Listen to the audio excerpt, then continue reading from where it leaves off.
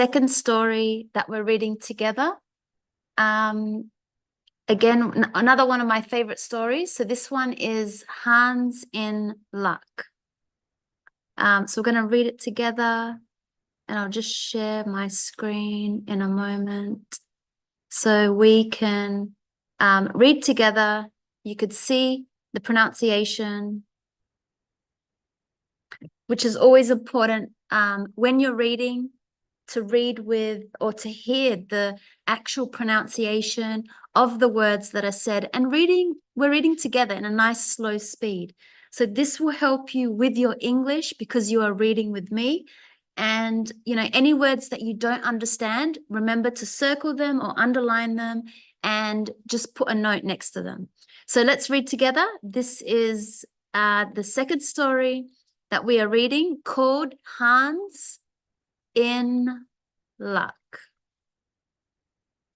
Okay, so today we're going to be doing Hans in Luck. Okay, so we could read together. So some men are born to good luck.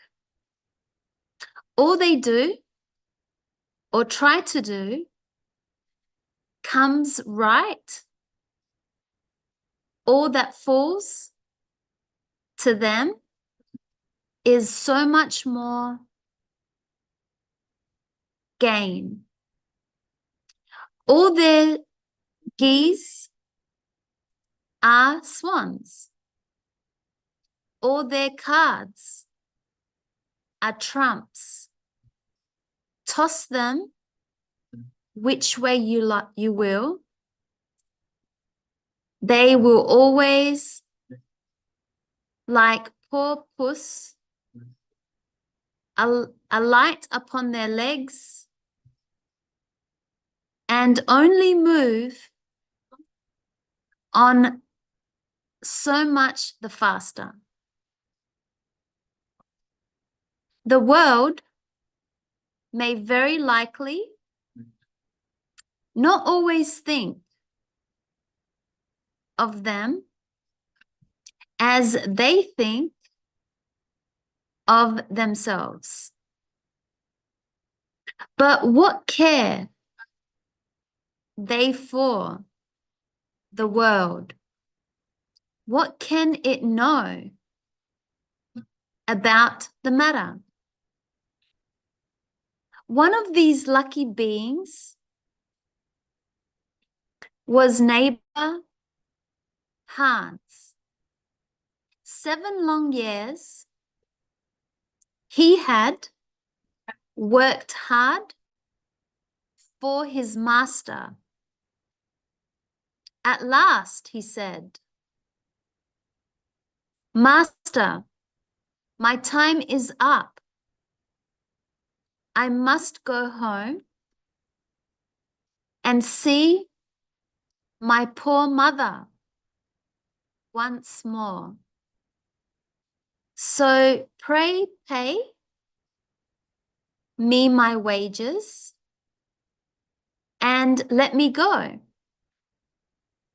And the master said, "You have been a faithful and good servant, Hans. So your pay shall be handsome." Then he gave him a lump of silver as big as his head. Hans took out his pocket handkerchief, put the piece of silver into it, threw it over his shoulder, and jogged off on his road homewards.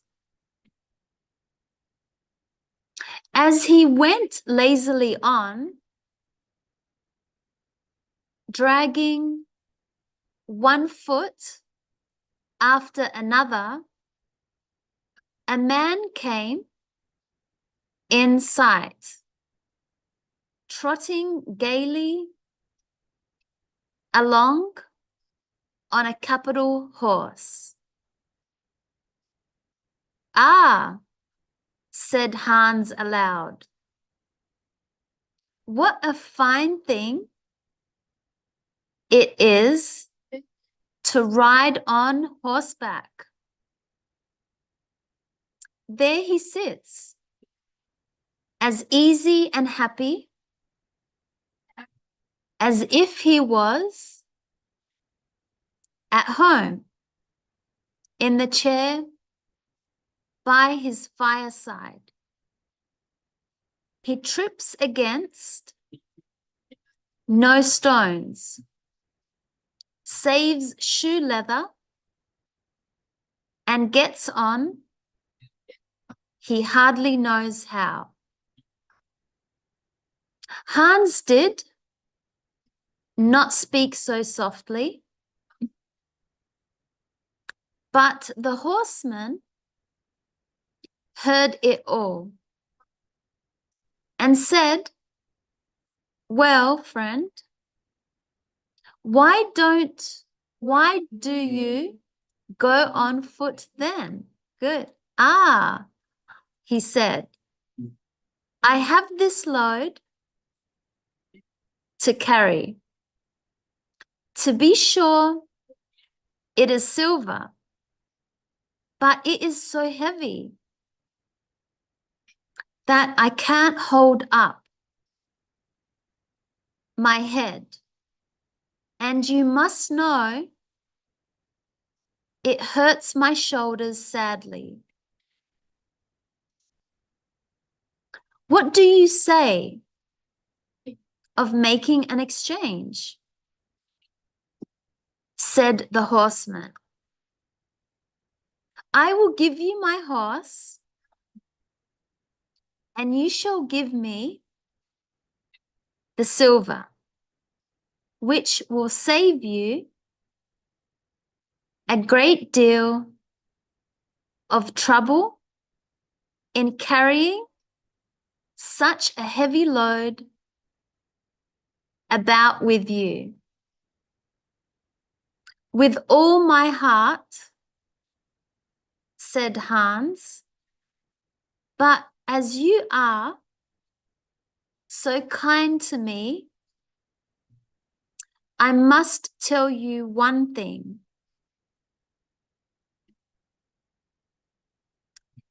You will have a weary task to draw that silver about with you. However, the horseman got off, took the silver, helped Hans up, gave him the bridle into one hand and the whip into the other, and said, when you want to go very fast, smack your lips loudly together and cry, Jip. Hans was delighted as he sat on the horse, drew himself up, squared his elbows, turned out his toes, cracked his whip, and rode merrily off.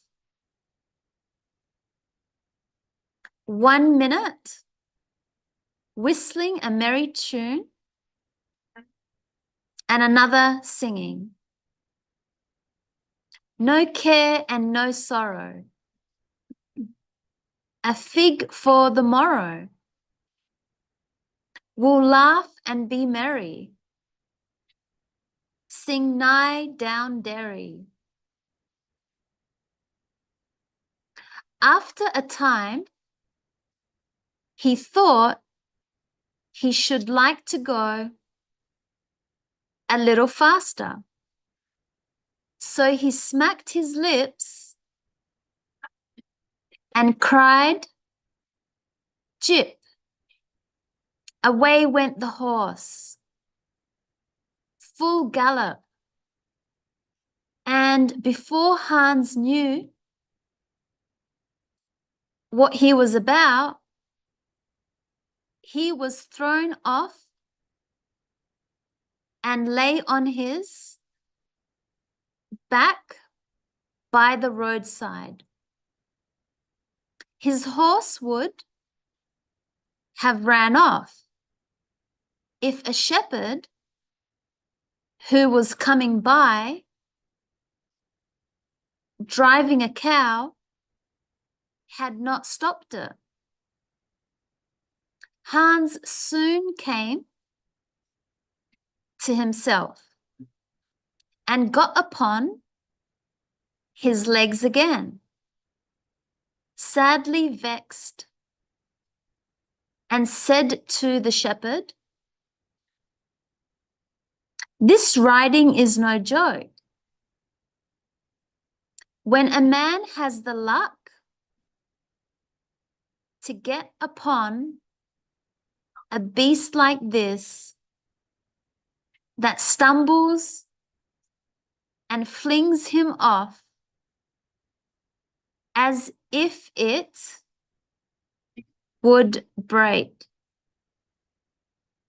his neck. However, I'm off now once for all.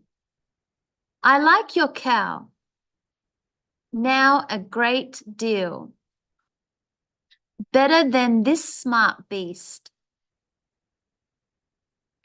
that played me this trick and has spoilt my best coat. You see, in this puddle, which, by the by, smells not very like a nosegay, one can walk along at one's leisure. Behind that cow, keep good company and have milk, butter, and cheese every day into the bargain. What would I give to have such a prize? Well, said the shepherd, if you are so fond of her, I will change my cow for your horse.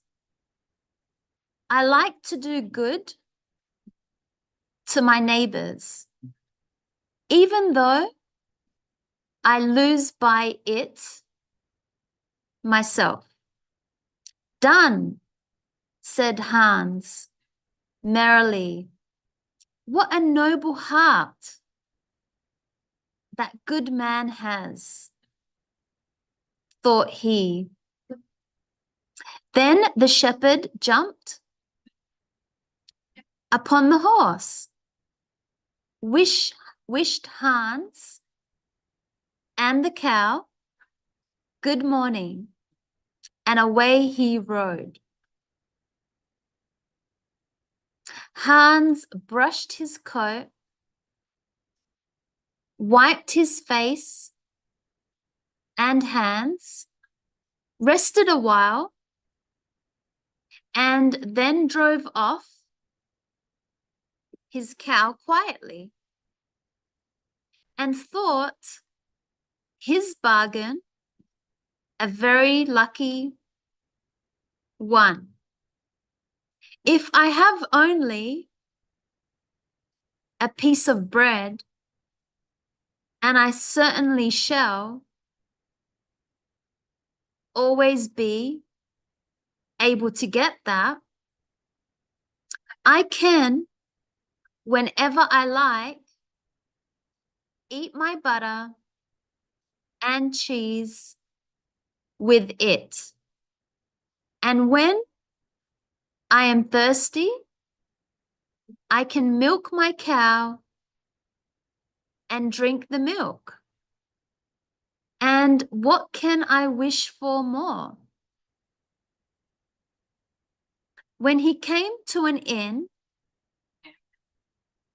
he halted, ate up all his bread, and gave away his last penny for a glass of beer. When he had rested himself, he set off again, driving his cow towards his mother's village. But the heat grew greater. As soon as noon came on, till at last, as he found himself on a wide heath that would take him more than an hour to cross, he began to be so hot and parched that his tongue clave to the roof of his mouth. I can't find a cure for this, thought he. Now I will milk my cow and quench my thirst. So he tied her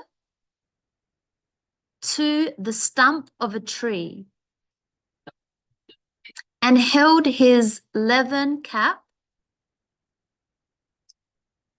to milk into. But not a drop was to be had. Who would have thought that this cow, which was to bring him milk and butter and cheese, was all that time utterly dry? Hans had not thought of looking to that. While he was trying his luck in milking and managing the matter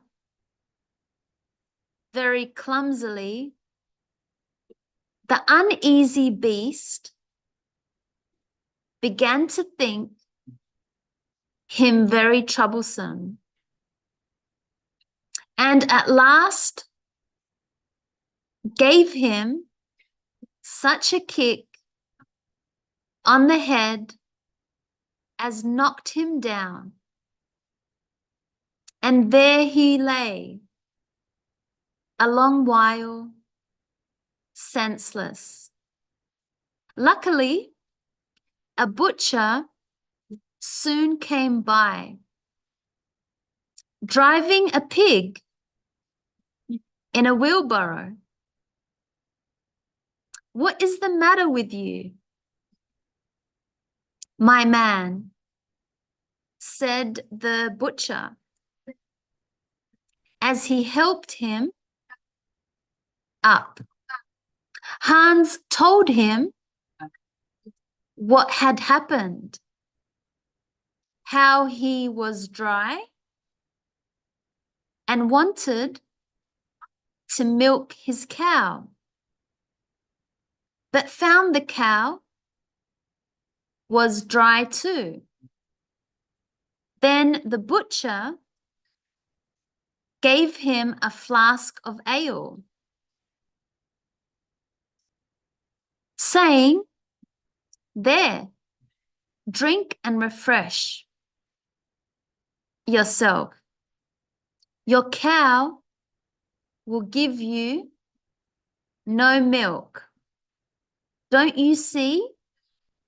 She is an old beast, good for nothing but the slaughterhouse.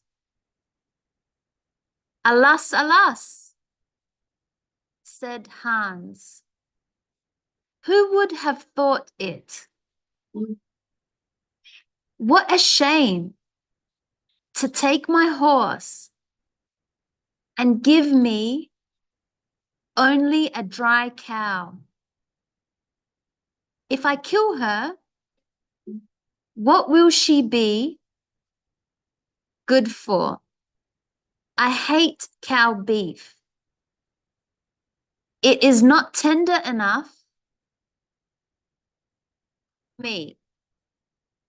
If it were a pig now, like that fat gentleman you are driving along at his ease, one could do something with it. It would at any rate make sausages. Well, said the butcher, I don't like to say no when one is asked to do a kind, neighborly thing. To please you, I will change and give you my fine fat pig for the cow. Heaven reward you for your kindness and self-denial, said Hans, as he gave the butcher the cow, and taking the pig off the wheelbarrow, drove it away, holding it by the string that was tied to its leg. So on he jogged, and all seemed now to go right with him. He had met with some misfortunes, to be sure, but he was now well repaid for all. How could it be otherwise with such a traveling companion as he had at last got? The next man he met was a countryman carrying a fine white goose. The countryman stopped to ask what was o'clock. This led to further chat, and Hans told him all his luck, how he had so many good bargains, and how all the world went gay and smiling with him. The countryman then began to tell his tale and said he was going to take the goose to a christening. Feel, said he, how heavy it is, and yet it is only 8 weeks old.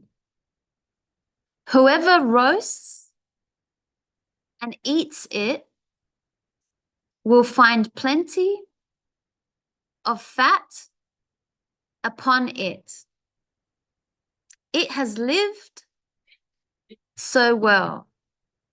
You're right, said Hans, as he weighed it in his hands. But if you talk of fat, my pig is no trifle.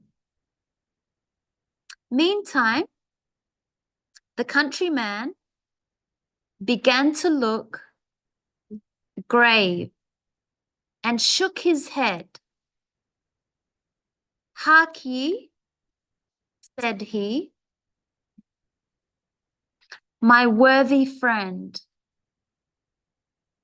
you seem a good sort of fellow, so I can't help doing you a kind turn. Your pig may get you into a scrape. In the village I just came from, the squire has had a pig stolen out of his sty. I was dreadfully afraid when I saw you that you had got the squire's pig. If you have, and they catch you, it will be a bad job for you. The least they will do will be to throw you into the horse pond. Can you swim?" Poor Hans was sadly frightened. "Good man," cried he, "pray get me out of this scrape. I know nothing of where the pig was either bred or born, but he may have been the squire's for aught I can tell. You know this country better than I do. Take my pig and give me the goose. I ought to have something into the bargain," said the countryman. "Give a fat goose for a pig? Indeed, 'tis not everyone would do so much for you as that. However, I will not be hard upon you, as you are in trouble." Then he took the string in his hand and drove off the pig by a side path, while Hans went on the way homewards, free from care. "After all," thought he, "that chap is pretty well taken in. I don't care whose pig it is, but wherever it came from, it has been a very good friend to me. I have much the best of the bargain. First, there will be a capital roast. Then the fat will find me in goose grease for 6 months. And then there are all the beautiful white feathers. I will put them into my pillow, and then I am sure I shall sleep soundly without rocking. How happy my mother will be. Talk of a pig, indeed. Give me a fine, fat goose. As he came to the next village, he saw a scissor grinder with his wheel, working and singing. O'er hill and o'er dale, so happy I roam, work light and live well. All the world is my home. Then who so blithe, so merry as I? Hans stood looking on for a while, and at last said, "You must be well off, Master Girder. Master Grinder. You seem so happy at your work." "Yes," said the other. "Mine is a golden trade. A good grinder never puts his hand into his pocket without finding money in it. But where did you get that beautiful goose?" "I did not buy it. I gave a pig for it." "And where did you get the pig?" "I gave a cow for it." "And the cow?" "I gave a horse for it." "And the horse?" "I gave a lump of silver as big as my head for it." "And the silver?" "Oh, I worked hard for that 7 long years."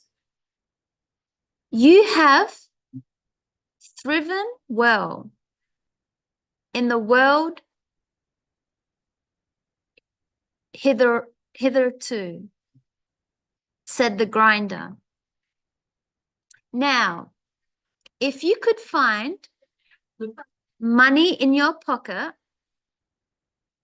whenever you put your hand in it, your fortune would be made."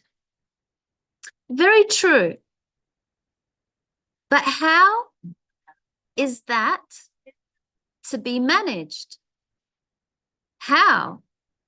Why, you must turn grinder like myself," said the other.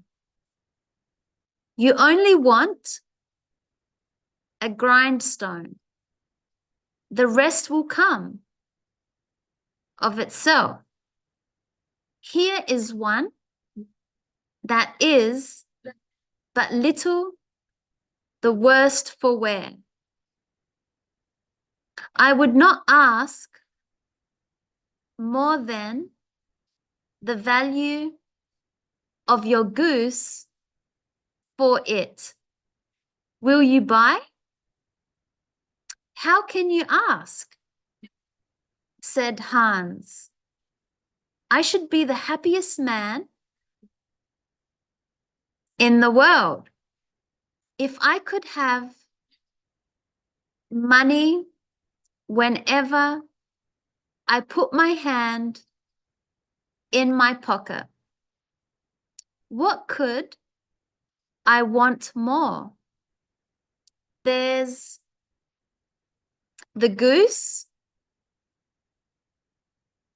Now, said the grinder, as he gave him a common rough stone that lay by his side. This is a most capital stone. Do but work it well enough, and you can make an old nail cut with it. Hans took the stone and went his way with a light heart. His eyes sparkled for joy, and he said to himself, surely I must have been born in a lucky hour. Everything I could want or wish for comes of itself. People are so kind. They seem really to think I do them a favor in letting them make me rich and giving me good bargains. Meantime, he began to be tired and hungry too, for he had given away his last penny in his joy at getting the cow. At last, he could go no further, for the stone tied him sadly, and he dragged himself to the side of a river that he might take a drink of water and rest a while. So he laid the stone carefully by his side on the bank.